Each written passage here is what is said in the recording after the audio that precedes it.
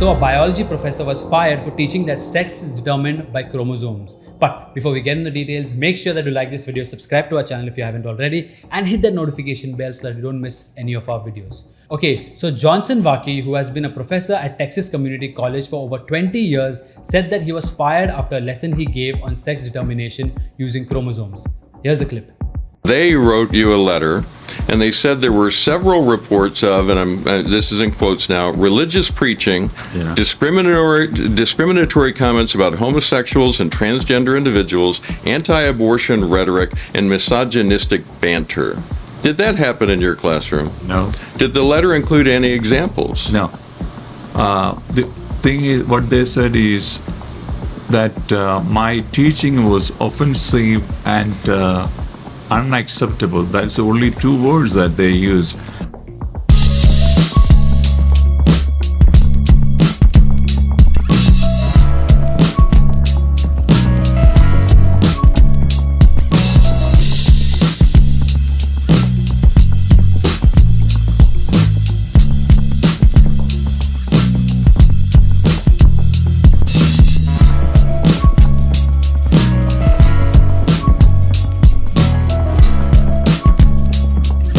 Wow, so basic concepts of biology are now religious preaching. Homophobic, transphobic, anti-abortion and misogynistic. What used to be primary school science has now become political science. People are so scared of offending people that they can't teach facts anymore.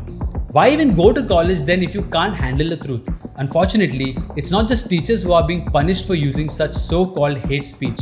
Olivia, a University of Cincinnati student, got a 0 on her college project on feminism for using the term biological woman. Here's a post. I got a 0 on a project proposal in my class because I used the term biological women, which is apparently not allowed anymore. She even said it was a good project proposal, but I got a 0 because I used this term that's exclusionary and not allowed anymore, so. And I 100% know that this is like the most biased grade ever because my project is about transgenders competing in biological women's sports. How am I supposed to do my final project if I can't use the word biological women? But that's what my project is about. The term biological woman is exclusionary because it excludes trans women. That's excluding actual women for the sake of men. And about heteronormativity. If you look at human beings, the norm is biological men and biological women who come together to procreate and populate the planet. That was the norm for the entire history of mankind. Just because you want to seem inclusive or are offended doesn't mean biology has to change to suit you. And of course, being offended isn't just a privilege for those in universities.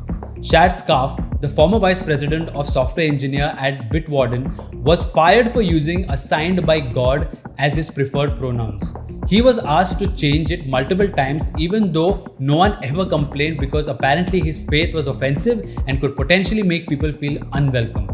In the end, he lost his job after referring to an interview candidate using the wrong gender pronouns. He's currently pursuing a lawsuit against the company, seeking compensation for damages and alleging that his termination was based on religious discrimination. It seems pretty hard to accept that there are actual people out there who think stating facts are harassing them. But here's one example of someone who thinks just that. Here's the clip. But in the moments when I'm not okay, I want you to all remind me that adults can be bullies too. Because I have been taking to heart everything that is said about me because I love constructive criticism. You know, I'm taking notes. I'm a people pleaser. And the people speaking badly about me, they're full-grown adults. So I placed value in what they were saying about me because, you know, they should be evolved human beings. But now I'm starting to see that a lot of them are actually just adult bullies. And the saddest part is that they were either bullied as children or they were the bullies and then they never grew out of it. And, you know, I understand freedom of speech and opinions, but when someone writes that I'm a child predator solely based on the fact that I'm a trans woman, well, that's just bullying. Or even worse, in my opinion, are like the articles written about me using he pronouns and calling me a man over and over again. And I feel like that should be illegal. I don't know. That's just bad journalism. And I'm reminding myself that those people they feel like they are doing the Lord's work. They believe that their bullying is actually the right thing to do and that I am the one to blame when I'm just over here trying to live my best life.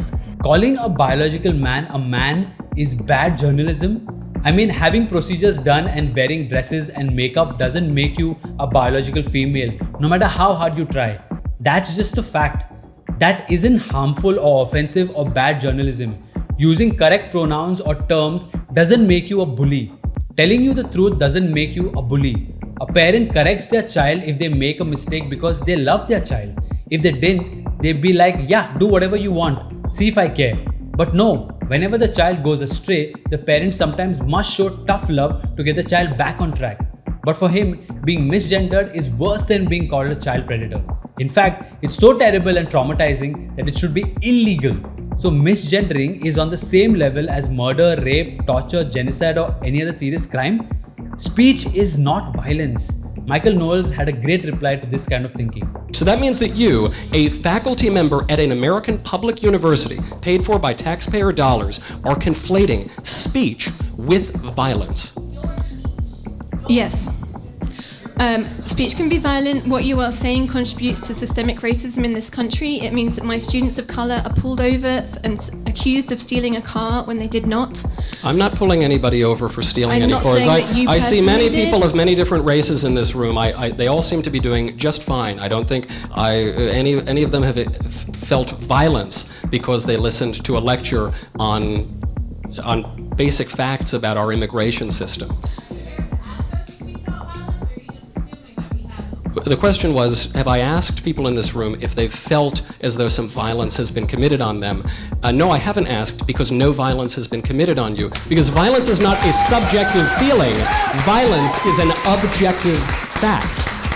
It just goes to show how this whole ideology is brainwashing people and producing a generation that is so sensitive that they are offended by everything and can't handle basic truths, let alone disagreements or arguments. Nobody can have their own opinions or beliefs unless it matches their own. And that's just twisted. And as Ben Shapiro says, facts don't care about your feelings. So, what do you think about this? Should people use preferred pronouns even if it goes against their religious, moral, or scientific beliefs? Can speech be violent? Let us know in the comments below. Also, if you like this new format, let us know by liking and subscribing to our channel. Until next time.